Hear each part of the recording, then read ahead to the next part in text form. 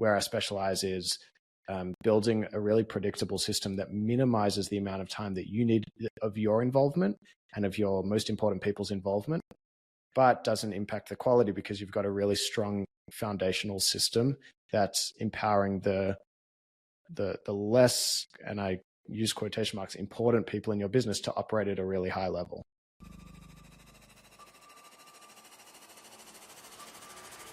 Welcome to the Ecomm Breakthrough podcast. Are you ready to unlock the full potential and growth in your business? You've already crossed 7 figures in sales, but the challenge is knowing how to take your business to the next level.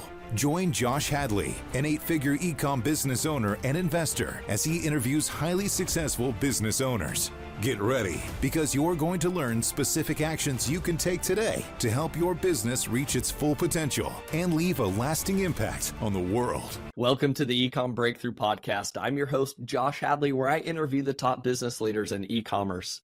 Past guests include Kevin King, Michael E. Gerber, author of The E-Myth, and Matt Clark from ASM. Today, I have the pleasure of speaking with Eli Lipshatz, aka Lippy. He is the co-founder of Escala and MultiplyMii. And today, Lippy is going to be discussing the most effective strategies and intricate details for scaling e-commerce businesses, how to document your SOPs, and how to actually create something that is sustainable and scalable in order to grow. This episode is brought to you by Ecomm Breakthrough Consulting, where I help 7-figure companies grow to 8 figures and beyond. Listen, Lippy, I started my business back in 2015, and I grew it to an 8-figure brand in 7 years. But I made a lot of mistakes along the way that made the path of getting to 8 figures take a lot longer than it needed to. I made a lot of bad hiring decisions. I had to take money from my own personal bank account in order to go fund payroll because of cash flow constraints. There were times that when COVID happened, I watched our business drop by 90%, and I stressed about whether we were going to be able to survive. I remember wishing for a mentor who could help guide me through the maze of scaling up, somebody who had been there, done that, and could share all the secrets to help me overcome those obstacles. And that's why I've decided to offer that one-on-one coaching and consulting, where I help share the nitty-gritty cash flow frameworks, the sales strategies, and the operating systems that have helped me scale my own business. And because I believe in giving each entrepreneur my undivided attention, I only work with 3 clients at a time. But first, I want to make sure we're a perfect fit, so I offer a completely free, no strings attached strategy audit. And this is my way of showing you just how committed I am and the value that I can deliver. So to our listeners, if this sounds like something that you're interested in and up for, go ahead and send me an email at josh@ecommbreakthrough.com. That's ecom with 2 M's. And in your subject line, say, I want to pick your brain, and then let's jump on a call and see how we can scale up your brand. Today, I am super excited to introduce you all to Lippy. He has dedicated the past 3 years to establishing and refining the operations of MultiplyMii and Escala. These service-oriented businesses specialize in assisting e-commerce brands in restructuring their personnel, their processes, and technological infrastructure to facilitate growth and to prepare for acquisition. With that being said, welcome to the show, Lippy. Thank you very much for having me, Josh. I'm personally interested in your in your one-on-one consulting, so I'll have to talk to you about that after. There we go. We're going to have to jump on the call. We'll do a strategy audit after this. That's great. Thanks for having me. You come extremely highly recommended. It was just a couple episodes ago where we had Yoni Kosminski back on the podcast for the second time, because him and I think we could ramble on for like 3 to 4 to 5 hours at a time. But one key thing that he continued to bring up is he was like, Lippy is the main operator. He's the guy you really want to be talking to as it relates to, like, here's how you actually implement an operating system in your business for an e-commerce brand to actually scale. So Lippy, I'm curious, like, why are you Yoni's go-to man there, and kind of what's your background? So I don't know if your audience would be familiar with EOS, the Entrepreneurial Operating System. Traction is a really famous book. And in that book, they talk about the visionary and the integrator. So typically we think of businesses as having a CEO, a COO, et cetera, et cetera. In EOS, which is a framework that I think it's adopted by over 2,000 businesses in the US, they have a visionary and an integrator instead of that C-suite. And Yanni and I are kind of the quintessential visionary integrator. He has 100 ideas a day. He's a big thinker. I hate that. I'm saying no to most of his ideas. Like if he can get one thing that I say yes to in a month, that's kind of a good month for him. But he is an amazing strategist. He's an amazing relationships person, and he comes up with really fantastic ideas. And I kind of bring them down into something substantial and something tangible. And luckily, we brought on a third partner who's kind of a mix between us both, and he can kind of be the link between us. But Yanni does have a tendency to get on podcasts and just talk me up, and there's a lot of pressure once I actually come on the podcast. So I hope I don't disappoint.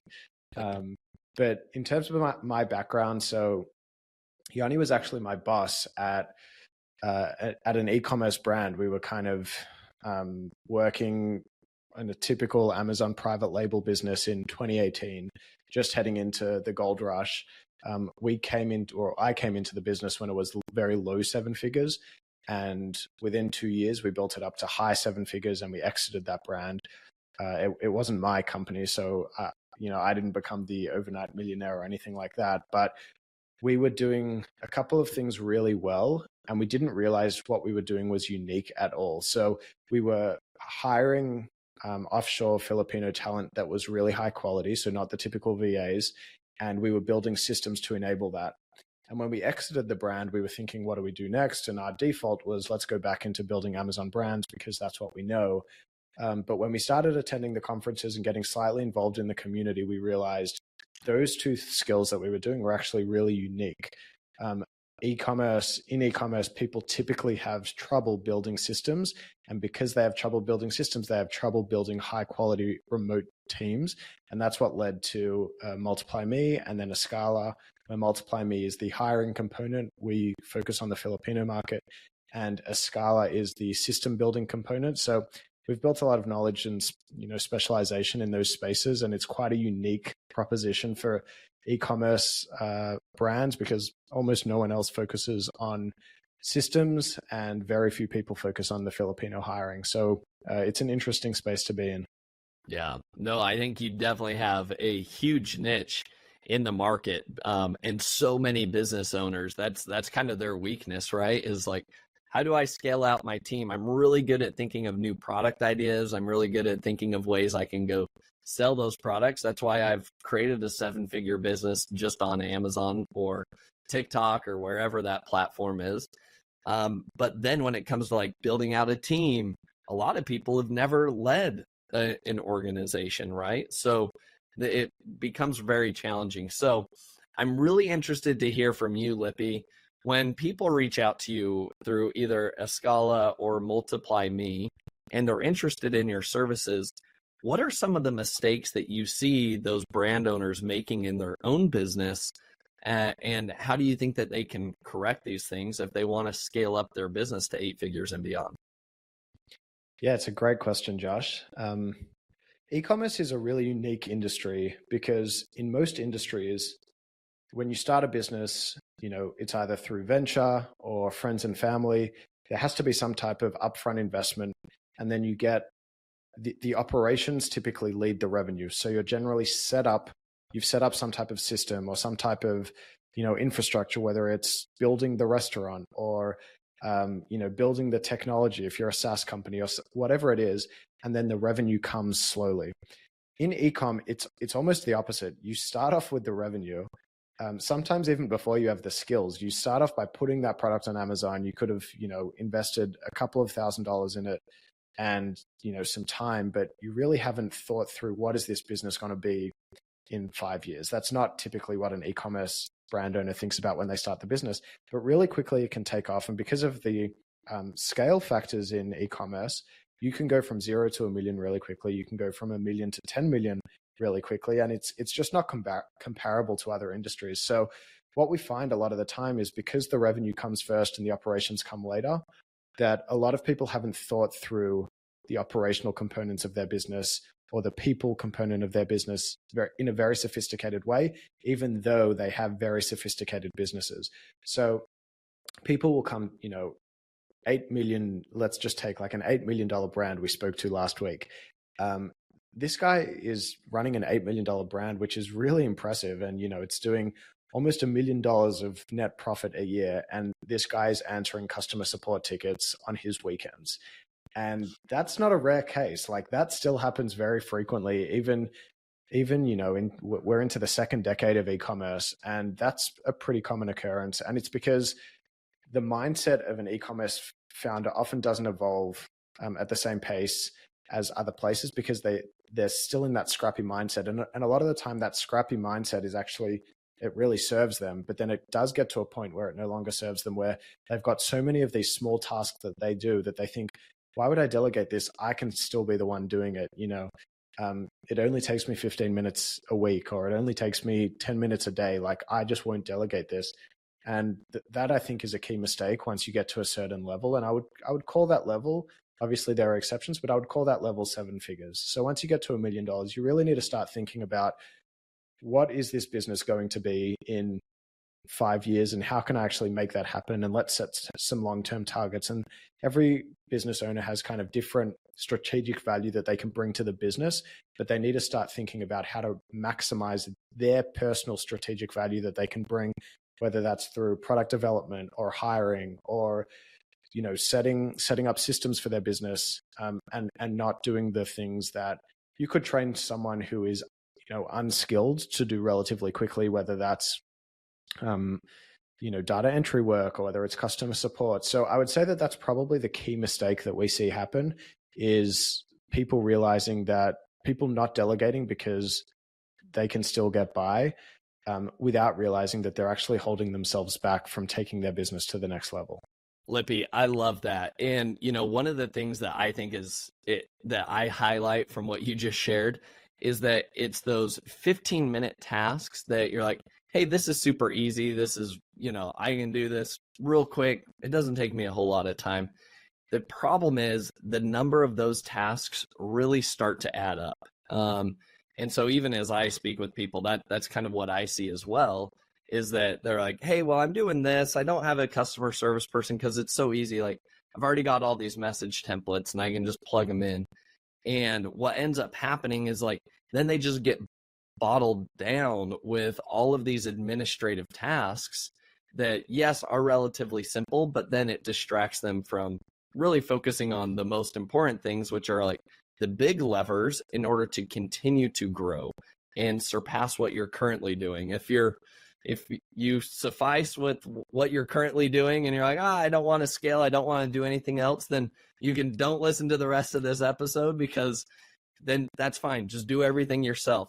But if you have ambitions to, like, hey, I see so much more potential with my brand, I know we could cross 8 figures, we could go even higher, then you really need to get really good at identifying, where is my time going?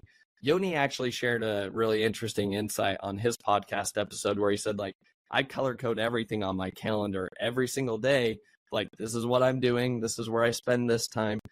And then that way you can look back and say, like, where is my time going? Am I actually focusing on needle moving tasks in my business, or am I caught in the thick of thin things, following up with emails, stuck in Facebook groups, messaging people? Like, what is it that you're doing on the business? So with that being said, Lippy, my question would be, all right, well, if I'm going to give up customer service, if I'm going to give up the simple 15-minute task of creating a new campaign for my ads on Amazon or whatever that is, what should I be doing with my time instead? That's a great question. And the honest answer is that it's going to be different for every single person, depending on mainly their skill set, but also their business situation. So if you're a person who came into ecom because you love building products, that's what you love to do, and you find yourself bogged down by optimizing PPC campaigns and answering customer support tickets and, managing people sometimes, then it is your duty to the people in your business and to this future success of your business to find a way to maximize the amount of time that you're spending deep in the weeds of thinking through a product. Now, that is applicable if you're the engineering type, but maybe there's a different founder who's the total opposite of that. And what they love to do is build, listing images, and they love listing optimization and thinking through, how do I increase conversion rate? How do I increase click-through rate? So I think it's about, for every founder, finding their personal flair, their magic that they can bring to a business, and maximizing the amount of time that they can do that. So anyone who's kind of going through these types of sufferings in their business, and I think everyone does at a certain stage, and you never get out of them. You realize you get out of them, but then 6 months later you're back in them. So I read a book that kind of changed the way that I think about all of this, called Deep Work by Cal Newport. He really simply kind of tells you how to figure out when you're doing deep work versus when you're doing shallow work, and some techniques for making sure that you're maximizing the amount of time you do deep work, because you could have an empty calendar but still only do lots of shallow tasks. So I would recommend reading that book. But one of the things he says is a way to quantify deep work is by saying, how long would it take me to train a university graduate to complete this task? And think about that in months. So if there's a university graduate, how long would it take you to train them to optimize a PPC campaign, versus how many months would it take them to learn how to build a beautiful product in whatever category that your brand is in? So that's kind of a way to think about where you can maximize your effort in terms of setting up the business for future success. Makes sense. And I think that, just to give people even more examples, one thing that I walk people through is called like the taxonomy evaluation, right? Which basically means you've got endless levers that you can pull in your business, truly endless. You could optimize your COGS. You could negotiate back and forth with your manufacturer to lower your cost of goods sold, okay? You could also spend time trying to drive external traffic to an Amazon listing, or create a sales funnel and focus on Shopify off of Amazon. You could also spend time creating new products. You could spend time optimizing existing products. You could spend time focusing on Google ads, going into Amazon and PPC. So like the list goes on and on. So there's no shortage of what you can be doing in the business. But one thing you really need to focus on is like, which lever, if I pull on it, will provide an outsized return based on the effort that I need to put into it, which basically means like whatever is your core expertise, right? It's something that brings you a lot of fulfillment. It brings you energy. You're like, I can do this in my sleep. Now, customer service may be something you can do in your sleep, but is that a needle moving activity? Is that going to ROI on the business and say, because you're crushing it with customer service, your business is going to double? Probably not. But let's discuss, what are some of those things that could double your business? What if you focus on scaling out your sales channels, your distribution channels, right? Maybe that's getting onto TikTok Shop, or maybe that's getting onto the Flip Shop app, or maybe that's getting into, Temu or Shein, or expanding, getting into retail stores, right?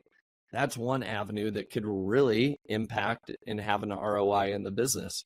Coming out with new products, right? We're always one product away from the next home run that's like, oh my goodness, this thing's just off to the races, right? So coming out with new products. What about marketing? Coming out with influencer campaigns, right? And say, if I can create a process to find influencers, then those guys can go out and they're the ones driving the traffic to my listings. Can I create a process around that? So those are just some ideas and examples of like, here are ways that you could really scale your brand with needle moving activities. Lippy, anything else you would add to those? Yeah, I'll be honest with you, Josh. Like our expertise is less on the e-com side. I speak the language, but I've been working very closely with e-commerce founders for a long time now. But where our specialty is let's say you, Josh, come to us and you say, I want to focus on getting into Temu, but I don't have enough time because I spend 2 days a week doing whatever it is, PPC optimization, or I spend 2 days a week managing my team through this very basic like product development workflow. how do I systemize that? And then that's when we could come in and say, well, here's how you systemize that. Within, a month or two, you can empower your team to do this far more autonomously, and you can take that 2 hours down to 2 days down to, let's say, 1 hour a week. And now you have an extra 2 days to go and focus on those bigger picture things. And, if you were speaking to Yanni, he would have all those bigger picture ideas. For me, I think where I specialize is building a really predictable system that minimizes the amount of time that you need of your involvement and of your most important people's involvement, but doesn't impact the quality because you've got a really strong foundational system that's empowering the less, and I use quotation marks, important people in your business to operate at a really high level. Yeah. No, I love that. And I think you brought it back home really well here. You said earlier on that, e-commerce brands, it's almost like revenue first, then we think about operations, right? Whereas other businesses, like think about if you have a service-based business, like you can't really scale your revenue until you have your operations figured out and you've got team members and things like that, right? So with that being said, there definitely comes a point in time for an e-commerce brand where like focusing on operations truly is one of the biggest needle moving levers, even though you're not going to say like, oh, I implement the EOS operating system in my business this year and I'm going to be 3 times bigger next year. Probably not. But what that does allow you to do is say, well, if I implement it this year, next year, man, I could focus on sales channels. We could focus on coming out with 100 new products instead of 10 new products, right? Because we've got the team and the system that can help me push even further. So with that being said, yeah, Lippy. Sorry. Yeah, go ahead. I just wanted to give a good analogy for that, which is we always say that running a business is like driving up a hill, but without a system, it's riding a bicycle, and with a system, it's driving a Jeep. So it's not that the system is actually what gets you, the system is not, you're not closer to the top of the hill by implementing the system, but you've got the vehicle that's going to allow you to get there faster. So that's just kind of a way of thinking about it, that the system is not the value in and of itself, but the system is the vehicle. Yeah, I love that analogy. So Lippy, all right, I'm sold. Let's say I'm listening to this and I'm sold on this idea. I need to have an operating system. I don't even know where to begin. Oh, I don't even know what you're talking about when you're talking about scaling up the book, traction. You're talking about EOS. What is this thing? So Lippy, can you break down what does this operating system mean? Talk about, and then let's dive into the details of like, what are the technology partners or the tech platforms that we should be installing into our business? Yeah, sure. So usually when I go on podcasts, I make the mistake of diving straight into here's how we do it.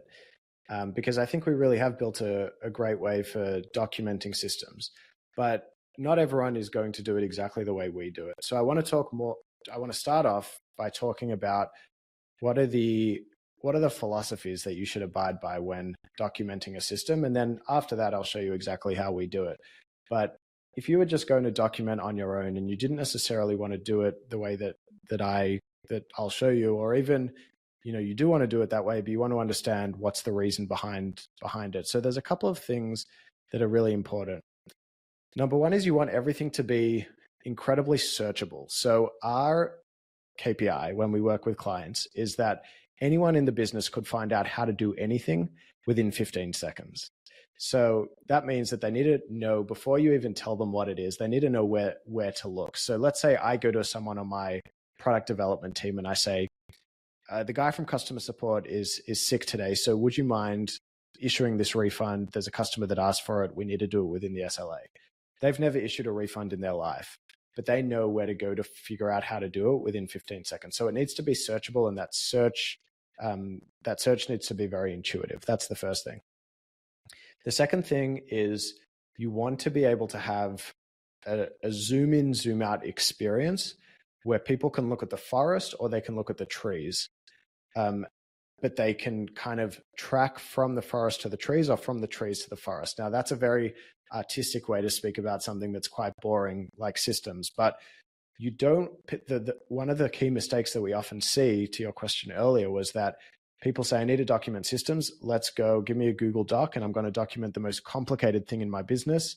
And then in 2 weeks, I'm going to document a different thing. And then in 2 months, we're going to forget about all of this and no one's even going to know where to find it. So it needs to be, you need to have a way that links the different documents together and allows you to zoom in all the way to, how to adjust an image in a listing, but then all the way out to understand where does listing optimization fit into the greater business and who's meant to be doing it and why. So that's another kind of pillar of system documentation that I would say is really important.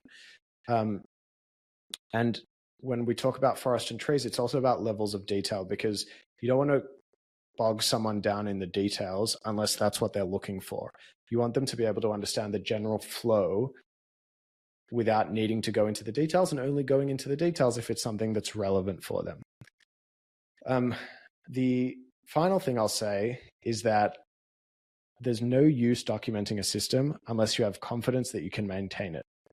The worst thing you could do is spend months and months and months getting a system that's, up to date as of May 2024, but come January 2025, everything there is no longer relevant because you've let 7 months go by without actually touching the system. So it's not worth investing your time to document unless you can already understand how you're going to maintain it. So instead of thinking of the documentation as a finish line, which a lot of people do, they say we're going to go on a 1 month rampage and we're going to document all of the processes in the business, and then we're going to be at the finish line.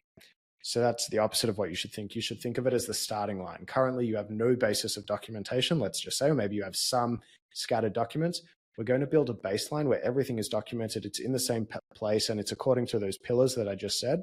But from there, we're going to build a system to maintain the system, which doesn't have to be that complicated. You can basically just assign internal owners and say, you're responsible that every time we update a product development workflow, or every time Amazon update their fees or whatever it is, and we need to make an impact we need to make a change to a process, you're the one accountable to do it. And here's the process. Here's who needs to approve it in order for it to go live. And here's how we're going to do it. So those are probably the things that I would say are important for every business owner to think about if they want to start documenting systems. Yeah, I love it. So it does take time, right? And I think that's the important thing. Is sometimes I love the phrase, like, sometimes you need to slow down in order to speed up, right? Mm-hmm. I do realize that this, like, documenting things, figuring out how you're going to organize them, you're like, oh, that's a waste of time. But I promise you, just like we talked about earlier, like, if you install something like this into your business, the beautiful part is, like, even if a key team member leaves, they don't walk away with your entire business, right? Because it was all in their head. And that's what I think is the core aspect of everything that you're talking about, is that it's stored one central place, it's searchable. So Lippy, talk to me, like, what tools are you using, and walk me through, like, what does step one look like? Because this is a lot to document all the systems and processes in an e-commerce business. Yeah, so there's two tools that we use. We use a tool called Miro, which is a diagramming tool, and we use a tool called ClickUp, which is generally known as a project management tool, but it also has a wiki tool, which means that you can kind of have documents and sub-documents, which is really perfect for what we need for documenting a system. So I'll share my screen if that's okay with you. Yes, I would love to see it. So to our listeners, if you're listening to this right now, go check this episode out on YouTube. We publish every episode on YouTube. So if you're bored of listening to us, you could see our faces. Whether they're pretty or not, it's beside the point. But today, you get to see some actionable insights here. And Lippy will be walking us through, like, literally how they're documenting things and what it looks like in Miro and in ClickUp. So this is what we call the master board in Miro. And what's cool about this is you can go online and download it for free. I'll send you the link afterwards, Josh, and you can put it in the show notes. So you can download this for free. And what it has, I know it's super zoomed out right now, but what it has is an organizational chart, which everyone is probably familiar with. It's just who reports to who. An accountability chart, which is what are the different roles that exist within our business. So an example of the difference between org and accountability chart is you can have one person with multiple accountabilities. So I'm head of finance, but I'm also head of operations, just as an example. I won't go into those in too much depth today because I think we want to focus more on the system documentation, but those are two important pillars of the masterboard. Then we have what we call the high-level process maps. And these are really just illustrate what are the core functions and processes that exist within our business. So we've got an example here of an e-commerce brand where we've got research and development, supply chain, brand management, and customer support as example core functions for an e-commerce business. And then the processes within, let's say, brand management would be product listing creation, product marketing strategies monitoring, product performance management. So these are going to be different in every business, of course, but these are essentially the different processes that exist within the business. And when you're thinking of documenting this for yourself, it's really just brainstorming. There's not a crazy science behind how do we actually divide each of these. I mean, you could get into it, but really it's just brainstorming. What are the high-level processes that exist within our business? But then what's interesting is that we now start to create that zoom in, zoom out environment. So let's say product listing creation. That's a universal process that everyone is going to go through. So each one of those processes that I just showed you has its own what we call a level 3 process map. And this is a combination of tasks and decisions. And like I said, you can download these templates for free. So you can kind of get the way that we've documented these process maps and just edit it to your own. But what we have in the level 3 process map is we've got swim lanes. So a swim lane is who are the people that are actually involved in these tasks, in the tasks that make up the process. So in this case, for listing creation, we've got a graphic designer, we've got a listing specialist, a copywriter, and a brand manager. Then what we've got is different colors for different types of tasks. So let's just say a light blue is going to be a regular linear task where it's step by step by step, but then an orange box is going to be a decision. So review and approve creative assets and copy. That's not necessarily something that you can document as step 1, you do this, step 2, you do this, step 3, you do this. You need to document that differently because instead of documenting the task or the steps, you're actually documenting what are the different factors that I should consider when making this decision. And that might link to things like, blogs or YouTube videos or podcasts of here's how to know whether you've got your listing images right. So it's less that it's a different style of documentation, but we still want to have it all in the same place. And then a couple of other things to notice is we have these on-page connectors that basically just make the process map slightly more readable, so we don't have arrows going everywhere. As much as possible, we aim to go from left to right, top to down, so that the process map is kind of intuitive to read. So in this instance, we go from product sign-off, so that connects us to the previous process map. And then, everyone's going to have different tasks at this point, but for this brand, it was create the listing images and upload them to Salsify. At the same time, the listing specialist performs keyword research and submits it to the copywriter. The copywriter prepares the listing and the enhanced brand content copy and uploads it to ClickUp. So this is going to be slightly different for everyone else. The way that we recommend doing this is not documenting how you would like the process to be, but documenting how the process actually is by interviewing your team or actually getting them to document it themselves so that you can kind of get this process map. And just linking it to what I said before about not needing to get bogged too down into the details if you just want to get a general sense for the process, this gives you a snapshot of kind of how it works. Does it tell me where I need to click in order to set the listing live? No, it doesn't, right? It's not that level of detail, but it does kind of show me who does what and when and what's the general chronology of the task. And let's say I was onboarding a copywriter. I could come here and say, hey, you're the new copywriter. look at all these process maps and you get a general sense of which tasks you're involved in. Like, hey, look, you're here in the product listing creation process.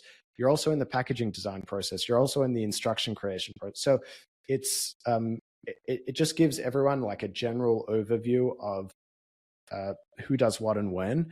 And it's a great way to actually, we have a sandbox environment that we create next to the live environment where if we're thinking of moving some things around, we want to kind of free up someone, like we were talking about before. We say, hey, instead of you being here, let's drag you down so you're only at the approval stage, and we'll delegate this to someone else. So it's kind of, when you get to that level, when you get to that baseline, it's kind of cool that you can use this to actually, like, you know, re-engineer your process maps. So this is what we call level 3, right? We then go a stage deeper where we're no longer going to be using Miro. We're now going to be using ClickUp.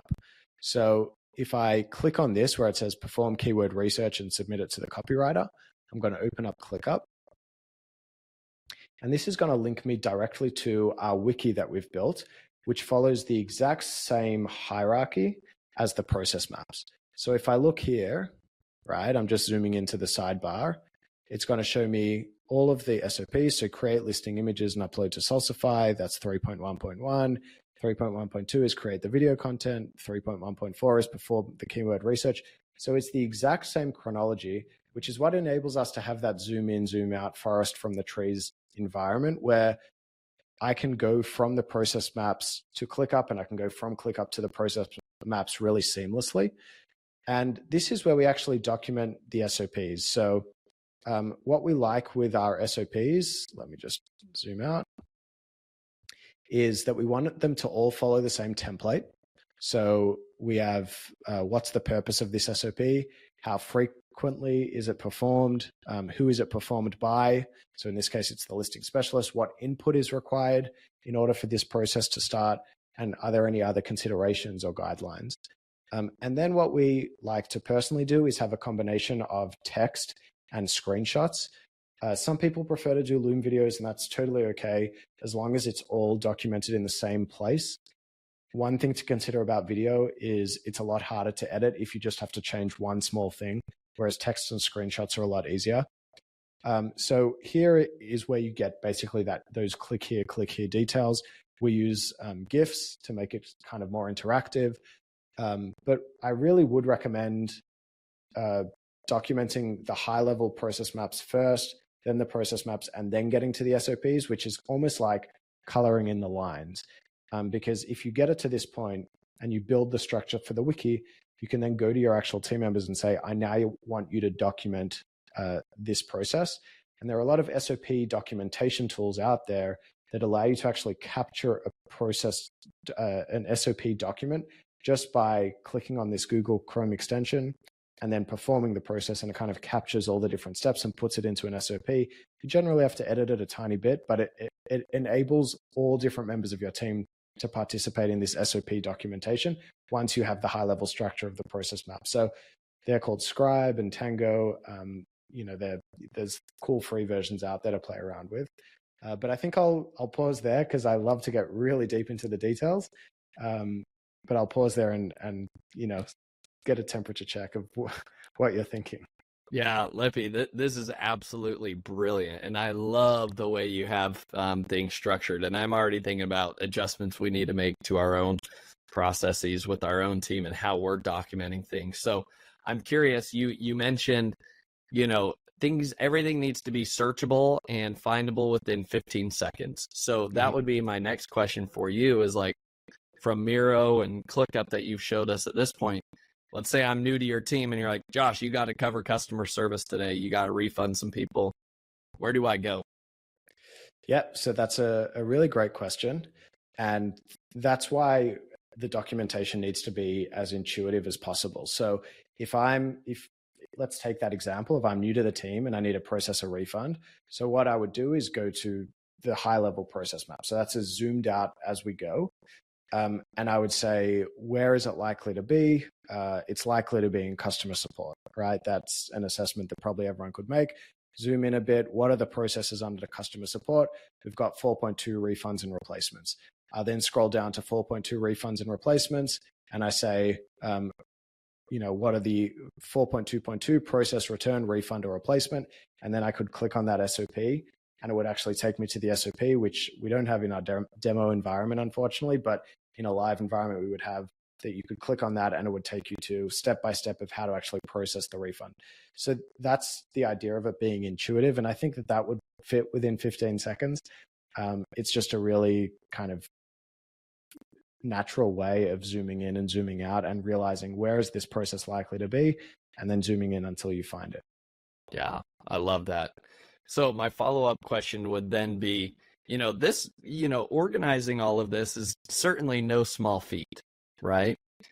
And so my question would be, what is your recommendation to brand owners? Do you recommend they are the ones that manually go through here, they're setting up Miro board, they're setting up ClickUp, they're the ones manually creating these? And again, it's hard looking at everything you've put together. Now it's very fleshed out, but this has been something that you guys have developed over years, right? And so that's not going to be something that, you focus on it in 1 week and you spit it out and next month it's perfect by any means. Yeah. But Lippy, my question is who would be the right, let's say you already have a team, right? Mm-hmm. Let's say you already have, in my case, we have 30 team members, but we don't have things as organized or structured in the way that you do. Let's say I want my team to be structured like this. Who would you recommend being the right person to gather this, to organize it, and to actually implement it? Or is this like a new role that you would need to hire, like a management consultant, Yeah. It's a great question. I believe that the first steps can be taken without any specialists coming into the business. So even the most creative, visionary, non-systems driven type of people can have a conversation about illustrating the business on this high level process map, right? Because it's not super in the weeds. So if you were to sit down with your leadership team and you were to say, what are the core functions that exist within our business? And, we have some free material out there for some questions you can ask for some core functions, but really it's a question of what teams do we have or what functions do we have? You could probably list down those 1 to 6 or 1 to 8 or 1 to 4. And then if you were to say, okay, what are the key processes in each of these? I think you could probably do that as well. And just join them together using our free template with arrows and whatnot. So I think that part definitely does not require a specialist. The part that I think might require a specialist is that next level. But that's when you can start to prioritize and you say, you know what, our customer support is actually nicely delegated and we really don't spend a lot of time in there. Where I'm spending a lot of time is on the supply chain management. So I'm going to prioritize that first. Let's only do that and set that as a goal that over the next quarter, we're going to document all of our supply chain processes. And there's a couple of options that you have. It is somewhat technical, but I think that anyone with kind of a systems brain for it could really figure it out. So we have kind of a course that people could take to help them understand how to process map. But really it's, you don't need to do it the exact way we do it. The key things to focus on are who is involved in the process and when, what tools do they use? And that's pretty much it. So I think getting to the stage of the level 3 process map is the hardest stage. But then from that point on, actually documenting the SOPs that part is actually a bit easier because most of the processes are linear and most of the people do those processes every day. So actually capturing it using one of those free SOP capture tools is not super complex. So I think you can actually get further than most people give themselves credit for. There are a couple of complicated steps along the way, but if you don't let progress if you don't let perfect get in a way of progress, I think you actually can make a lot of ground. And it doesn't need to be as beautifully documented as this for it to add value to you. It just needs to focus on those pillars that we spoke about earlier. Yeah. No, I love that. Great words of wisdom, Lippy. So my follow-up question then would be to, is that kind of the role that Escala plays? If I come to you and I'm like, hey, I need some help organizing things. Is that basically what you guys do, is help kind of lay that stuff out? Yeah, so that's the first 50% of what Escala does. So you would come to us and you'd say, my processes aren't documented, or they're partially documented, or they're scattered. And we can do the documentation for you, pretty much everything that I just showed you. The second 50% is that we take it to the next level and actually give you recommendations for how you can make those improvements. So instead of you needing to look at your business and say, I'm spending a day a week in this and I want to be spending an hour a week, we can actually make those recommendations for you. We give you recommendations on who to hire, how to restructure your organization so that it's, more better organized to hit your goals. Which technology can you implement in order to make you guys more efficient? How can we remove bottlenecks in your process? So, but the documentation is the main deliverable out of all of that. It's just a future state documentation rather than a current state documentation. Yeah, makes a lot of sense. Love that. Yeah. All right, now Lippy, in relation to this, an important aspect of an operating system is having some type of meeting cadence with your team, right? It's one thing to have things documented, but guess what? If the left hand doesn't know what the right hand is doing, and we're all not going in the same direction with our goals, and I think most people all have annual goals, right? I think 90% of business owners would say, I've got an annual goal. The problem is, how do you actually implement and actually take strategy or take action towards those goals? And how do you make sure your entire team, we're all rowing in the same direction? Because it's very easy to just start getting off course and veering off, especially if you have 30 team members like myself. So, Lippy, what is the ideal meeting cadence look like for an organization? It's a great question, and I would be lying if I said that we don't change this every single year. So we haven't come up with the perfect solution, but I think every year we optimize more and more. We started with EOS, which is that you have a weekly L10. It's called, L10 is like a leadership 10 out of 10 meeting or whatever it is. And it has a really clear structure. And we took the elements that we liked out of that structure into what we have today, which is a weekly 45-minute meeting. We have one with MultiplyMii and one with Escala, where there are clear metrics that we go through every single week. So we have someone prepare the deck for us. The deck looks exactly the same every week with the updated metrics. Then after that, we go through each department's goals. So we have them set goals that are outside of those metrics. We recently updated those goals to be 6 months, the cadence to be that you set new goals every 6 months instead of 3 months, because we were finding that if you set goals every 3 months, we were spending too much time planning and then reviewing. It was kind of like a month on either end, and then you had a month to work in the middle. So we extended that to 6 months. Every week, every department head reports on whether their goals are on track, off track. It's not a deep dive analysis. It's just, am I on track? Is it at risk, or is it off track? And if it's off track, then it becomes what we call an issue. So we do the metrics, then the rocks, and then we give everyone the opportunity to raise issues. We used to have longer meetings and actually discuss the issues on the call. We've now evolved and we just identify the issues on the call and set up the small task forces in order to solve those issues. So that's one meeting that we have every single week. The other meetings are every 6 months, where we do a budget review and goal setting sessions. We also do something called a 4 R's review. So everyone in the organization has a 4 R's job description. So that's role, responsibility, results, and requirements. And we update that every 6 months because roles are always updating. And we want to make sure that the people in our organization have clarity as to what's expected of them. But that might change next year. So don't take my words as gospel.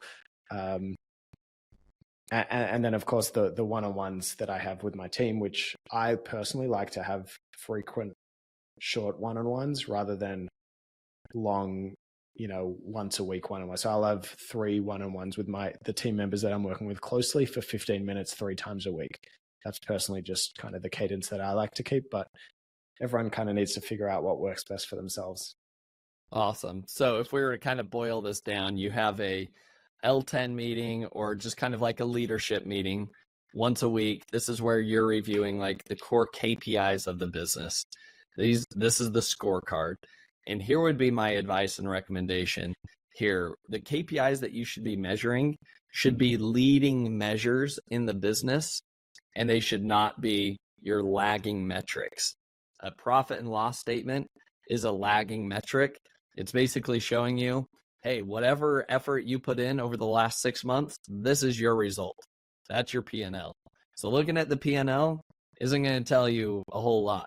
But what are some of like the leading measures, which would be like, how many new product ideas have we generated this week? How many new products have we sourced this week? How many new products have we gotten quotes for this week, right? Those are leading metrics that, yeah, it's not producing revenue now, but if we're having zeros here, we know that's going to lead to a worse P&L 6 months from now. So there's my recommendations there. Make sure you have a scorecard that you're tracking, right? So you have your leadership meeting, you're reviewing your goals with your leadership team, everything they're managing and owning, and then you're discussing issues, right? Issues, why we're not making progress here or there. You could either do those on that same call or create special task force like you're talking about. Then you also mentioned having kind of like one-on-one meetings with each of your team members, right? Now, whether you do that once at the beginning of each week for 30 minutes, 45 minutes, or you mentioned you space them out and maybe it's Monday, Wednesday, Friday cadence, 15 minutes apiece, just to kind of get a continuous rhythm going with that team member.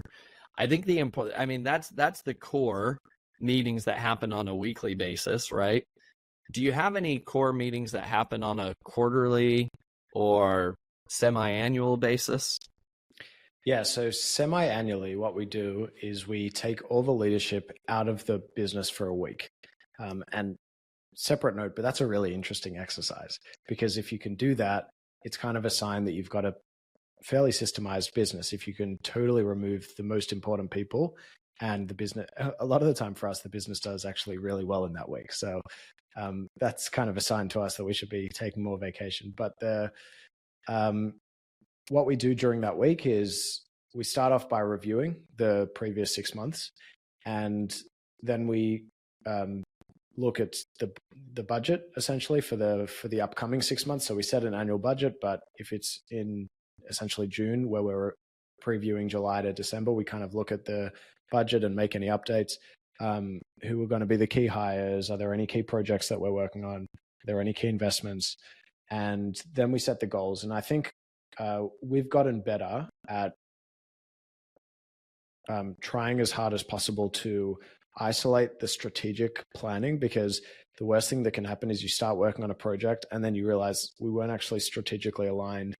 And now we need to spend a lot of time strategically aligning. Whereas if you are strategically aligned on what the goal is, then for the next 6 months, you can be head down executing. And that's kind of the environment that I think all business owners want their teams to be in. So we spend a few days on setting those goals, making sure that we have a formula for how we write them, where the important components of that is that you want to describe the future. So Amazon have a PR FAQ where they kind of write a press release and an FAQ section for something years in advance. And that's kind of how they brainstorm launching a specific program or whatever it is. And I really liked that they were kind of manifesting the future in a way and describing the future in such detail. Instead of saying, we're going to try to do between this and this, it's like a press release on the day where you've succeeded. And that's a cool way so we don't do exactly that because we're working in 6 month increments, but we describe the future once we've achieved this task and what would be the impact to the business if that is achieved.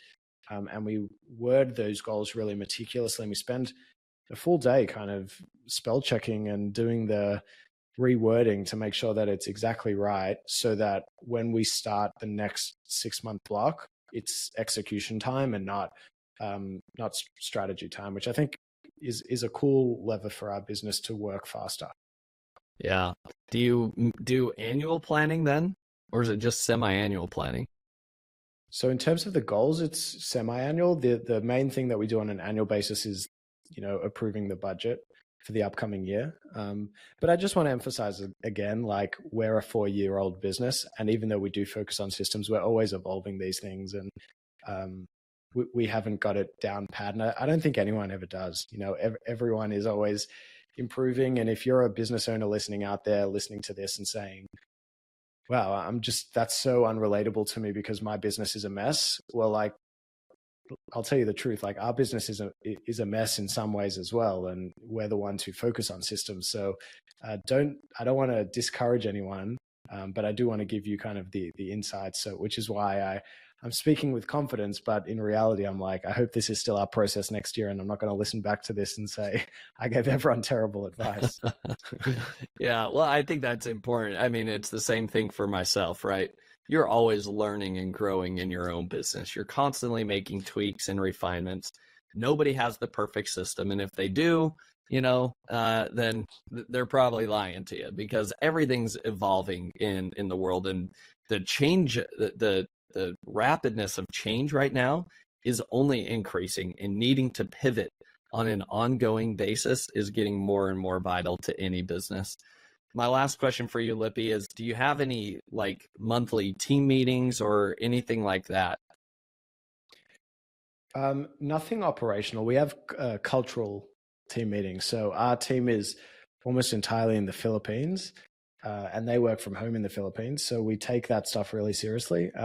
Team building exercises, you know, kind of like employee of the month style awards, just celebrating like different, you know, birthdays, anniversaries, different things like that is really important for us to invest in. But yeah, the monthly cadence is pretty much just for that. And then I guess we do track some KPIs on a monthly basis, but that's covered in the weekly meetings. Awesome. I love that. Now, I know we're coming up on time here, but any quick hitting wins that you could share with us for managing a remote team, knowing that the majority of your staff is in the Philippines? The number one thing is the systems. I think that the most underrated component of whether you're going to succeed when onboarding remote teams is whether there's predictability in your system. Because if you can't swivel the chair, or if you're not on the same time zone and you can't just easily talk to someone, you need to rely on something. And you know, it takes time to build that trust. So the baseline is the system. So I think system is probably the number one. But then the number two, I think, and this is my personal preference, but I really prefer multiple short meetings rather than, you know, single long meetings where everyone kind of gets distracted really quickly. So we rank our weekly meetings at the end of each meeting, and we've got kind of a rubric. And one of the criteria is engagement, and it's kind of like a 0, 1, or a 2. And a 0 would be, you know, the team wasn't engaged at all. But a 1, which I think is sometimes more dangerous, is I could stop paying attention for 60 seconds and I wouldn't feel like I've missed anything. And you don't want to be having meetings like that so much in a remote environment, because that's when people start to feel the Zoom drain. And there definitely is a trade-off when it comes to remote teams. I'm not one of those people who think that in office is like all bad. You know, I think that you do miss out on a lot. So the way to replace that, I think, is by always trying to have as many of your engagements as possible to be super quick and fun and intense. Like replace that intensity rather than just having everything kind of spread out and scattered and laid back. Yeah, I love that. Those are some great ideas, tips, and recommendations. I would agree with all of that. Now, Lippy, as we wrap things up, I love to leave each episode. I love to leave the audience with 3 actionable takeaways from every episode. So here are the 3 actionable takeaways that I've noted.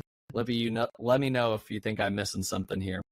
Okay. So, action item number 1: as a business owner, especially in e-commerce, you've probably already produced a lot of revenue. Okay. But you probably don't have that operating system in place, or you're trying to figure out, like, do I need to hire VAs or do I need to hire staff? How do I go about doing this? And the first recommendation is that law of delegation. And we didn't really dive into this too much, but here's the rule of thumb. If somebody can do the task that you're currently doing, even if it only takes you 15 minutes, if they can do it 80% as well as you can, it needs to be delegated. Okay. That's action item number one, is you've got to get very clear of like, how can I get a lot of the administrative, the things that are pulling me away from the big levers that are really going to move the needle in the business? That needs to be delegated and pushed out to somebody else. So that's action item number one. Action item number two is you need to get very clear with what those key levers are in your business that can produce an outsized return for your business. And this is essential too, in order to actually create that process documentation that Lippy's talking about. And I think they kind of go hand in hand. As you're forced to think through, all right, how do we actually make money in the business? You're going to then think through, well, we've got to come out with products to begin with. And then you're going to think through, well, we've got to get really good at PPC. We've got to get good maybe partnering with influencers, or maybe scaling out in multiple sales channels, or getting into retail. Like, you're going to start going down through the list and be like, how do we make money in the business? And when you document those systems or those process flows, it's going to highlight, wow, these are some levers I could actually pull. What if I'm launching 10 products a year right now and we're doing well, we're growing 50% year over year. What if I could double that? What if I could launch 20 products a year? How could I do that, right? It's identifying those things that are actually going to really, again, impact the business in terms of ROI and revenue growth and profit growth, that are the things that you as the CEO need to be focused on in the business. So that's action item number two, is clearly identifying those and laying out those process maps. And then action item number three is, I would say, creating that company wiki and SOP document and putting it all together. And that's something that I'm taking away as an action item. We've got a lot of spreadsheets, and I'm not even sure. I know we have a lot of things documented, but oh my goodness, they're all over the place, right? And I, in general, know where I could go find them. But I love the way you laid it all out in Miro board to make it really simple to say, hey, here's kind of the overall hierarchy of the process. Here's where decisions are being made. Because right now it's just in Excel documents for like product research and development. Here's all the tasks. We've got lots of Loom videos. But I think the ease of organization allows that to be much more clear, so that if anybody leaves, even if it's a key leadership team member, they leave, they're not walking away with the business. And I think that's always the risk that you have as a business owner if you're not documenting and implementing things like this. So Lippy, those are my action items in order for somebody to help create scalable growth. What else do you think I'm missing here? I really couldn't have said it better myself. I think you did such a great job of kind of summarizing it, and you even added things that we didn't talk about. So it's kind of cool for us to hear it from people who are living this, reality. And it sounds like you've got a great system, but everyone's can be improved. And I think that you've nailed it. And one thing that I really appreciated about what you said is none of this is really impactful unless you are able to figure out what is it that, let's say we free up 50% of your time. What do you then do with that time that's going to have the impact on the business? And I think that brings it all together really nicely, is you're freeing up your time, you're empowering your team, but then what does that enable you to do? And business owners are really the only people who can answer that question for themselves.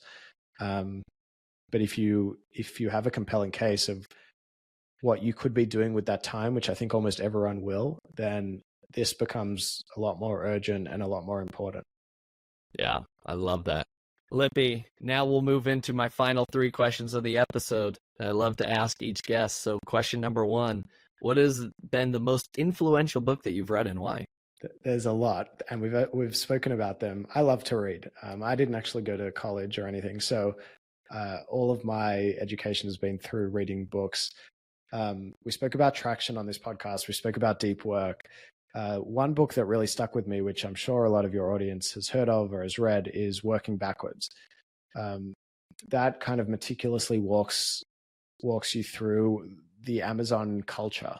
And I don't think the right approach is to read it in order to implement it, because what works at Amazon is not necessarily going to work in your business. But read it and understand the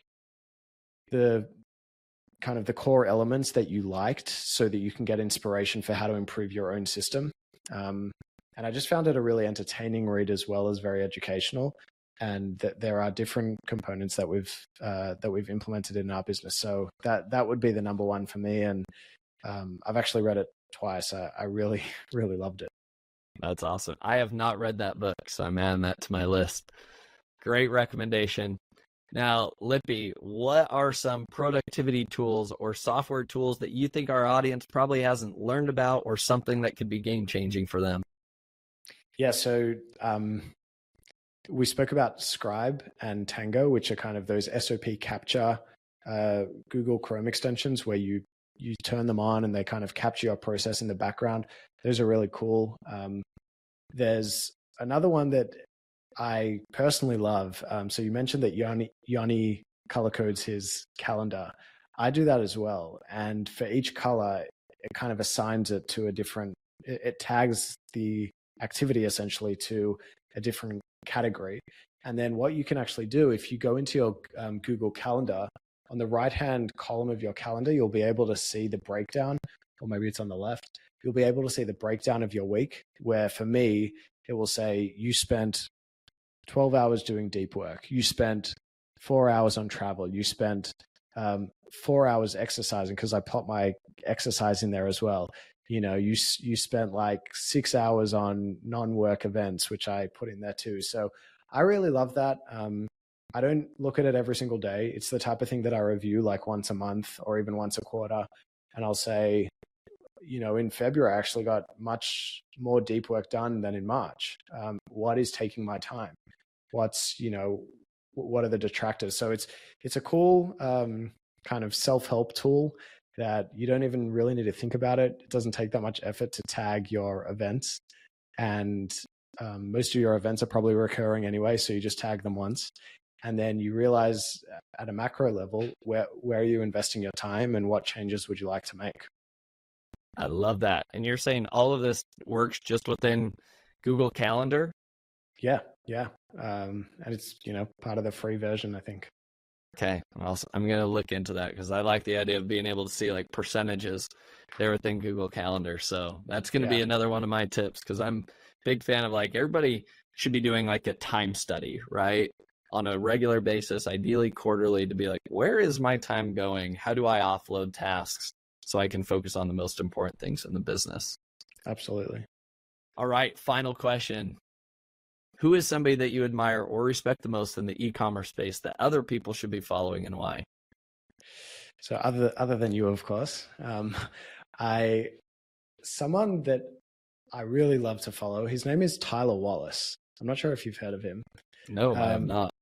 Tyler used to work at Amazon for a long time, and now he helps other people build their brands. And he releases amazing free tools. I mean, now Tyler's a friend, but he had a podcast called Think Like Amazon, which was about the time where I read Working Backwards.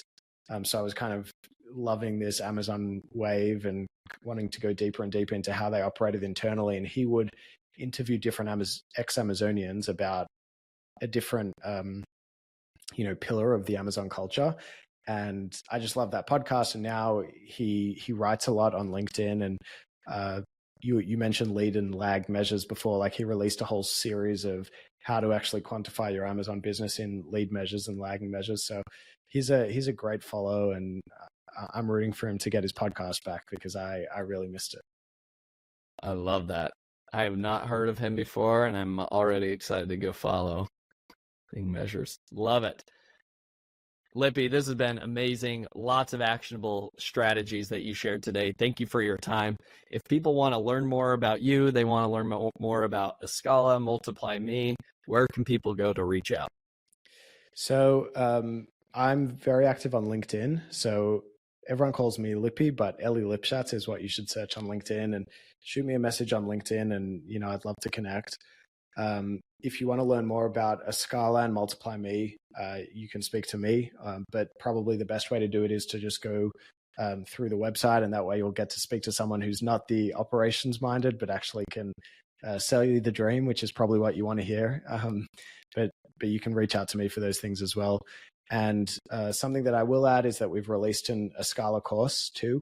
So there'll be we'll set you up with a discount code. We're celebrating Escala's 4th birthday, and we're running kind of a promo around that as well. And that runs through literally everything step by step. I think it's almost 8 hours of me just talking into a microphone with a lot of templates and kind of walking you through exactly how we do what we do. So if you're interested in giving it a crack by yourself rather than working with Escala to do it for you, it might be worth checking that out too. Love that. Lippy, thank you so much for your time and joining us on the podcast today. Thank you very much. This was a lot of fun. Thank you for listening. Visit EcommBreakthrough.com for more information. If you've enjoyed today's episode, the best way you can show your appreciation is by clicking the subscribe button and quickly leaving a review. See you again next time.